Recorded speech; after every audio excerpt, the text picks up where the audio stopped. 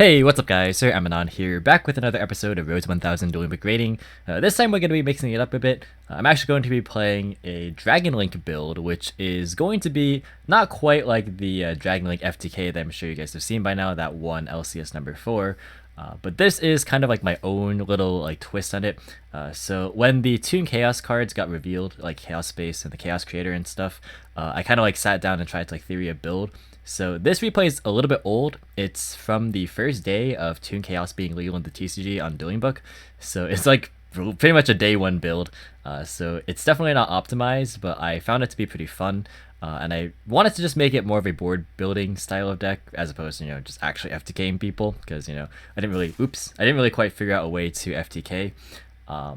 But yeah, this is like a very, very fun combo oriented deck. I really enjoy playing it. But yeah, we're going to be up against Tristan Bridges, who is actually a pretty accomplished player. Shout out to you if you're watching this, because we had a pretty nice conversation in the chat when we played that day. So if you're watching this, leave a comment. Just, say hello to everyone, I guess.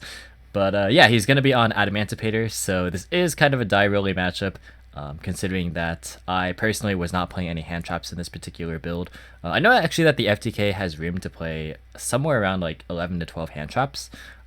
And you'll notice I'm playing 45 cards here, but I just kind of like focused on having as many extenders as I could, because I really wanted to make the build centered around 1/1.5 card combos. So things like Chaos Space plus discard.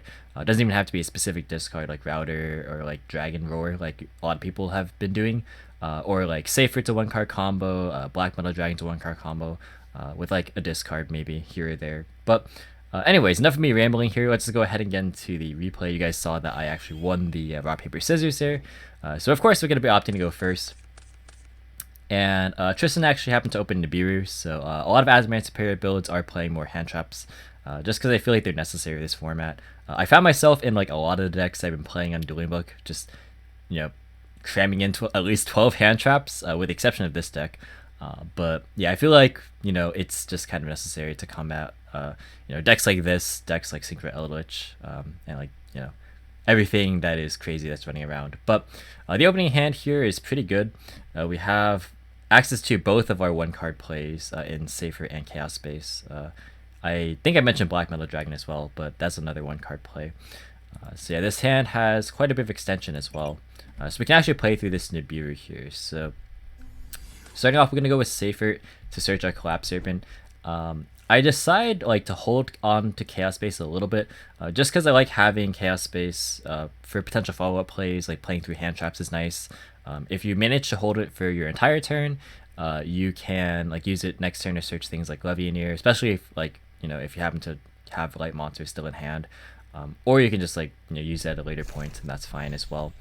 But I'm gonna go ahead and summon the Collapse Serpent, but banishing the Safer, linking it off for Striker Dragon. This is pretty standard for like, just general Dragon Link stuff.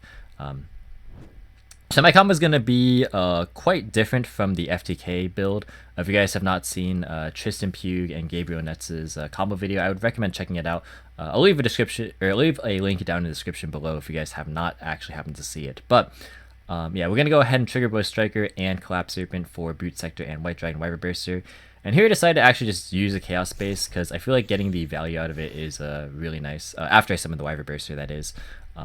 Because with the Baby Chaos Dragons, it's effectively as if, these cards weren't limited, or at least one copy of them wasn't limited. Because obviously you're just going to trigger the Graveyard effect of Chaos Space. So you can put the first Baby Dragon on the bottom of the deck, draw a card, and then when you link away the other Baby Dragon, you search the one that you put back. So again, it's just free cards. Free cards are always nice. So yeah, you can also chain block the Romulus here from stuff like Ash, which is pretty neat. So yeah, we have Ravine, we have Collapse Serpent, Brute Sector launch that were all searched. We got the Red MD off the Chaos Space, I believe, and Levianeer off of the search of Chaos Space. The Red MD was off the draw, that is. Oops. So yeah, our hand's pretty stacked. We have a lot of really good tools at our disposal. So here, a lot of people are adding the Dragunity Divine Lance off the Romulus instead of the Ravine, which is really smart. I didn't really think about Divine Lance when I was kind of theorying this, because I'm just so accustomed to adding Ravine. But Divine Lance makes a lot of sense because it represents either LP or way into Halqifibrax. So it also gets a tuner, which is like relevant if you like have other like errant cards on the board, because everyone's playing Garden Rose Maiden, and that's like everyone's describing it as a new IB because it essentially is. Because what IB allowed you to do is get 2 free extenders in terms of World Legacy Succession as well as the World Legacy Guard Dragon when you linked it away. But now with the Garden Rose Maiden, you get access to the White Rose Dragon as well as its banish effects to bring back like whatever Rose Dragon. So it's again just two free monsters. The only difference being is that IB was a tuner, so you can go to Hulk afterward. Provided that both ever existed in the same form in the TCG, which they never did. But obviously, Garden Rose Maiden isn't a tuner, but that's like not really that big of an issue in the grand scheme of things. We're gonna go ahead and use Ravine, pitching the free Collapse Serpent that we got off the Wyvern Burster to go ahead and pitch the Absa Router, and this is the card that allows us to go into the Rocket package. So what the FTK build is generally doing is they go into Hulk pretty early, and then they go into LP to summon out Brotar. And Brotar is the way to search Tracer. But I figure like this is kind of the way that I was doing it in my preliminary testing. So that is kind of just the route that I chose to take. So we're going to link away the Romulus into Link Cross to summon out 2 tokens. And then we are going to use Boot Sector Launch to summon the Tracer out of our hand. And then link these 2 into Halqifibrax to get the Red Rose Dragon out of our deck. This is like a very, very strong card. It's like one of the best extenders for any Dragon Link build. I really don't think that I don't really think that you can play Dragon Link without this card, to be honest, unless you're playing like really, really heavy rockets, which I guess you can get away with if you wanted to like go for like the old UDS build that Shumping was playing. So like that's an option. But I feel like everyone's kind of just been pivoting towards the Rose Dragon combo because like these cards are just super, super high value. Like even if you draw the White Rose Dragon like I did, it's not really that big of a deal. Some people are playing 2, but you can summon it from hand with the Red Rose Dragon effect. And it's also just a free summon if you control any Dragon Tuner, so that's something to keep in mind. But yeah, he took some time to read the Red Rose, and he is going to decide, I believe, to drop the Nibiru at this point, because I'm fairly certain that he saw the Garden Rose Maiden play coming, even though this was, again, literally day 1 of Toon Chaos coming out, which is pretty much what brought this deck back into kind of the main spotlight.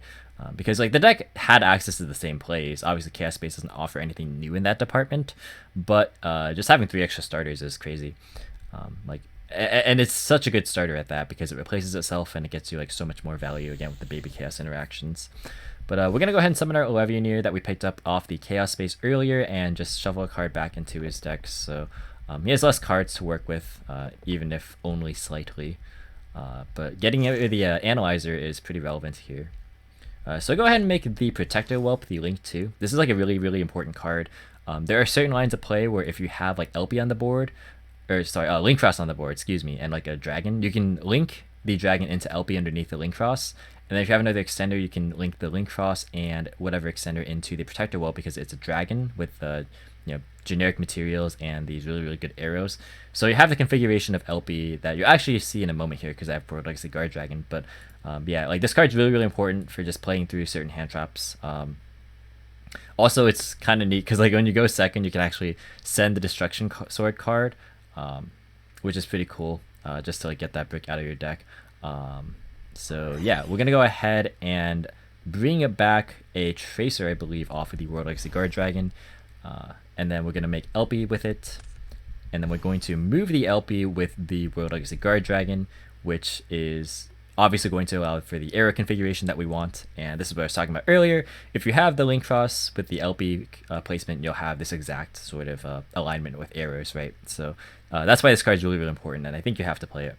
Even though like it's kind of mediocre in terms of its actual effect, besides just going second and getting the brick out of your deck, but it's there for what it is, not necessarily for what it does. But we're gonna get Brotar out with LP, and we're gonna actually pitch the Red MD. This was, of course, with the errata that is now in place. In case you guys don't know, Konami did update the database with the release of Toon Chaos, so that Red MD now has the OCG text. Even though even though this text isn't accurate, it is a hard one to return. But that's because this was from the replay where DuelingBook I don't think updated it yet. So yeah, that's why. But we're gonna search the Spiral Dragon off of it. And you're seeing where I'm going with this. I like to go for the Hope Harbinger play. This is like my typical end board is Appaloosa with Hope Harbinger, Borrowed Savage, and the Buster Lock. That's off of just Safer. Safer plus discard, but yeah, that's the combo that I came up with. But that requires Galactic Spyro Dragon to be played. But yeah, we're gonna go ahead and link off the Brotar into Pissy. Pissy bring back Red MD, and Red MD bring back the Tracer. And then because we have a bunch of Dark Dragons, we can go ahead and special out the Spyro Dragon. We also have a Light Dragon with Protector Whelp. Then we're going to go ahead and not even link, but we're gonna go ahead and contact fuse into the Trishula. So I am playing a very small Thunder Dragon engine in this build. I was actually playing around with a very, very large Thunder package, just so I could like continually sort of like loop Levianeer with Safer and just keep getting advantage. Sort of like a Herman Hansen's build from, gosh, which YCS was it? I believe it was London of last year. Correct me if I'm wrong, but he got top 16 when Safer like initially came out, and he played like very, very heavy Thunders, and I kind of took inspiration from that. This card wasn't legal for them in the EU regions, and I'm actually not entirely sure if this card is still legal in the in EU. You guys can let me know if you happen to know that. But oh yeah, this is essentially just a free way to be able to access the Thunder package, and he actually scoops there because I get knowledge as well of the top card of his deck, and the extra deck being the more important one, being just a dead giveaway for Adamancipator. So yeah, just not wanting to give me info, he just scoops there. But yeah, the reason I play the Thunder package for like the main combo is that when Dark goes to grave, like when you link it away, you get to search Duo, which is another level 8 to make the Harbinger with, which is really, really good. But if nothing else, it's good for Levianeer and also has synergies with Chaos Space. I decided to actually, in the end, to minimize the Thunder engine. If you guys actually do want to see a deck profile, be sure to let me know down below in the comments. But yeah, I ended up just playing very, very like a very small Thunder package just to be able to, you know, make use out of Trish as well as like Chaos Space interactions if they do come up. But yeah, I was also testing around because Thunder Dragon Lord, I believe, is the level 9. So like with Trish, you can actually make VFD if you wanted to, but I couldn't really find a way to consistently both activate a hand effect of a Thunder and also you know, be able to summon Lord at the same time. But it was a cool thought and it was a cool concept. But I digress. We're gonna go ahead and go into game 2 here. He's obviously going to go first. So Tristan starts off with Adhara, and then normal summoning Doki Doki, pitching Analyzer to get the Guardian out of his deck. So now he's like pretty well insulated from hand traps, going to Hulk. And of course I have no hand traps here. You notice like I'm somewhat deep on Rockets here. I'm playing Magna. I think I've since cut it. I do believe it's been a little while since this replay and since I've like actually played the second general. But yeah, I was testing around with like rocket ratios as well, because like they also do offer a pretty potent grind game if you do happen to get hand trapped. But yeah, Hulk Vibrax is going to go ahead and summon out Olion, of course, and then going into Link Frost, summon out 2 tokens, and then we're going to go for the Marcher play, which allows you to go into Herald soon after, and then Marcher brings back the Olion, summoning out Herald, and then going for a copy of the Rap type with the Guardian and the Olion. So we're going to go ahead, or he's going to go ahead and use Pop Desires. This is like another, I wouldn't say like a new trend, but it's like a trend that some players have been going with. Some people are still opting to go with like the Unexpected Die plus a lot of just, you know, natural extenders that work with like Petting Sisor as well as Adhara and stuff like that. Other people are opting to go with like Desires and just like try and, you know, have more consistency that way while still being able to like access, you know, more cards that like won't lose out to Desires, because like if you play Unexpected Die, then like it's kind of awkward with Desires a little bit, and you can also just play a lot of hand traps this way too. But yeah, Raptite's gonna go ahead and fire off, finding a Seeker, which is really, really good. So basically we are off to the races here, and then Seeker is gonna go ahead and fire, grabbing a copy of Sandman, which is a trap negator, I do believe. Yes. So stops Imperm, stops evenly if it manages to stick on the board, but I would imagine it's mainly for Imperm, if anything. But yeah, summoning out Giganti is going into Granite, so we get the Balaka Dragon. It's also just a level 4, by the way. Yeah, it's relevant enough. Summoning out Block Dragon, and then going for, I believe, a Cerberus. And then Block Search is Researcher and Seeker, as well as possibly another Gigantes. Yes, so some people are also upping this card up as well. People used to play that card at 1, now it's being played around with that more copies, just because it's like a really good extender later into the game as well. Summoning out Researcher with its own effect, linking into Appaloosa for 3, and then firing off Researcher. And interestingly, he's actually playing Dragite, which people cut pretty early on. I'm actually curious, if you are watching this, Tristan, I'd like to know why you are back on Dragite, or at least why you were testing it for this particular build. It'd be pretty interesting to know. But yeah, the Dragite's gonna get summoned, and its effect will trigger to draw 1. And it picks up a Foolish Burial. And then we're gonna go ahead and go into Savage with 2 negations, I do believe. And then Gigantes, summon again, and then make a copy of Dweller, which is really good in like this particular build. Just because like resolving Router is really important to get to Tracer, and resolving like the baby Chaos Dragons is really like essential when you draw Chaos Space. Like yeah, Dweller is really good.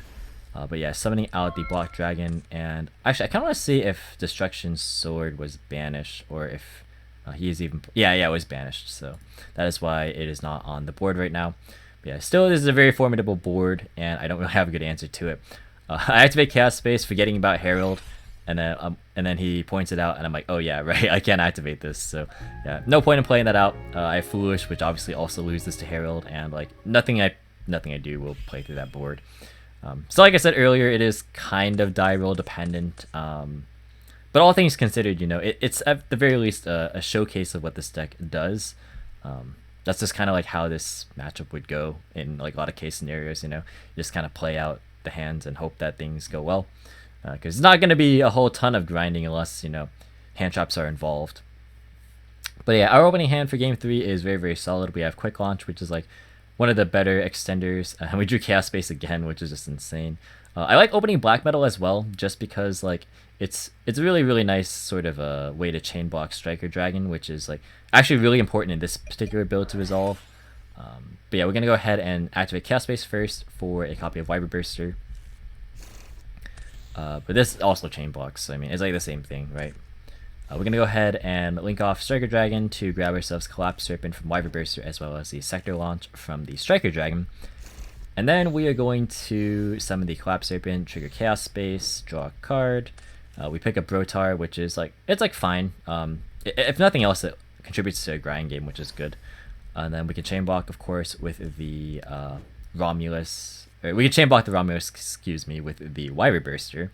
So Wyver Burster search. So we get Dragon Ravine as well as the Wyver Burster. Ravine will go ahead and allow us to get access to our rockets if we want to, but we actually don't have to in this case because we already have Tracer and we have Quick Launch, so we're just going to go into Link Cross instead. So Brute Sector Launch is going to go ahead and summon out Tracer. Here I'm like trying to think like if I get into Beeroot, like what are the best cards for me to have in my hand still. And I figure Quick Launch plus still a normal summon of Black Metal is probably the best answer, because I did not normal summon yet, because Chaos Space is insane. But yeah, Halqifibrax is going to come down to summon out the Red Rose Dragon, and then we're going to go into the Garden Rose Maiden to search for Black Garden, as well as trigger Red Rose when it's used as Synchro Material to go ahead and summon White Rose Dragon. I did think about actually, because it is used for the Synchro of specifically Garden Rose, I thought about like maybe trying to add like Frozen Rose, because that card can basically search any plant. If you tribute a non-plant, and it has another alternative effect that I can't quite remember off the top of my head, but from what I remember, like it's a way to search like Glowfire and stuff. But I figured it wasn't really too relevant in this build, so I just didn't decide to play it. But yeah, searching out Black Garden like is really essential. Not even like just for the FTK build, but for this build too, or for like any board building style of deck that wants to use like Garden Rose as an extender, because Tracer is, the interaction with Tracer is just really nice. So we're gonna go ahead and make Appaloosa with the I kind of skipped a couple of steps there as I was talking, but yeah, we made Appaloosa with Halqifibrax, White Rose Dragon, as well as the Garden Rose Maiden, and then we banished Garden Rose Maiden to bring back the White Rose Dragon and turn that into LP. So LP effect will go ahead and bring out Black Metal Dragon. It's kind of weird because like the main LP targets I have are Seifert, which is primarily used to get what's it called? Collapse Serpent and Wyver Burster, which we already used off Chaos Space, or Black Metal Dragon, which we did hard draw, or Brotar, which we also drew off the Chaos Space. So kind of awkward that like my main targets are kind of already all in circulation, but it's fine. not a big deal. We're just gonna link into Pissy, grab ourselves the red MD off of the black metal dragon. We can activate Ravine because I plan on not banishing like one of these because it's not really too much of a point since like red MD is already a hard one to return regardless. So like it doesn't matter if you banish it too much in this case because like you're only going to use it once anyway. So pitching off Ravine and reviving off Pissy is like effectively the same thing. But I decided to actually just pitch Brotar instead. Just reason being that like I guess like it also has value in grave. It doesn't really matter too much. But if I were to do that again, I probably would just pitch red MD to be honest. But pretty minor. Oh, actually no, I had a different plan in mind. That's right. My plan was to use Brotar as well, so I could search Levianeer too. So like I wanted to have access to my rank 8 play without having to rely on the Thunder combo. I didn't really have to do it this way. I think like another way I could have done it. I could have also just used the LP to search or to summon Seifert. I could have pitched the Levianeer off of the Ravine, or I could have done like the Brotar play that I did just there. Another line could have been just to normal summon the Black Metal Dragon, because like that's how I could get the red MD if I wanted to. So there's a lot of different lines in this deck that you can do, especially like when you have so many like different extenders. But yeah, summoning out Levianeer, ripping out I believe the Desires it was, which is pretty unfortunate for Tristan. But then again, like this board is like really hard to crack as well. We're gonna summon out the Galactic Spiral Dragon and then make the 38. And then summon out not summon Black Garden, but activate the Black Garden and then summon Trish, which allows the Black Garden to trigger, banish Halqifibrax, and also Roar. And the card at the top was also Lightning Storm. So yeah, Roar's gonna summon out Dark, and that is the second token. So yeah, the way I do the combo is I always activate Black Garden before going into Trish. Obviously, Black Garden doesn't summon tokens when you have Guard Dragons on your field because you're the one summoning them to their field. They're not summoning it to their own field. So because of that, like when you have like all the Guard Dragon stuff set up, you're gonna have 3 dragons to make Trish. So if you activate Black Garden at that point, you get 1 token off the Trish and another off the Roar, pretty much, unless like you hard drew the Roar. But yeah, this is a very easy transition into using Garden second effect to get Tracer back. So that's kind of like the fluidity of the combo there. And I also didn't even use Red MD yet, so I can use Red MD here. And then I can go ahead and make Union Carrier with the Dark as well as the Dragon that I brought back off Red MD. And then search Duo for next turn. And then I can equip the 38 with a Union Carrier for the Buster Lock, of course. And then Tracer can pop the Union Carrier to get just a random rocket to go into Savage. So I didn't even have to use Quick Launch. So like even if this board gets broken, I still have Quick Launch, I have Wyvern Burster, and I have Duo. Granted, like the longevity of the Thunder engine is not really like that much of a factor here because of the fact that I'm not playing that many Thunders. But Thunders don't really contribute to like your opening plays anyway. So like it's something that I probably toy around with cutting. It's just like having a solid 1-card combo, but I haven't really thought about like 1-card combos ever since the Dragon Link FTK came out. So that's something that like I might revisit if I wanted to like dedicate myself a bit more to this deck. But this is kind of just something I toyed around with for fun. But yeah, this is like a really hard board to crack. That should have had 3 counters on it, but Tristan's gonna go ahead and scoop because obviously his hand's not equipped to play through Buster Lock. But yeah, again, it's kind of just die rolly, right? Whoever can resolve their combo is generally going to win the game. As you saw in game 2, he comboed off. I couldn't play through it. Game 1, I was able to combo through Nibiru, and that was kind of just how this match went. But I'm showcasing this as just more of a demonstration of how like my sort of approach to the Dragon Link deck was, like from again a day 1 perspective, because knowing that we can FTK now is kind of insane.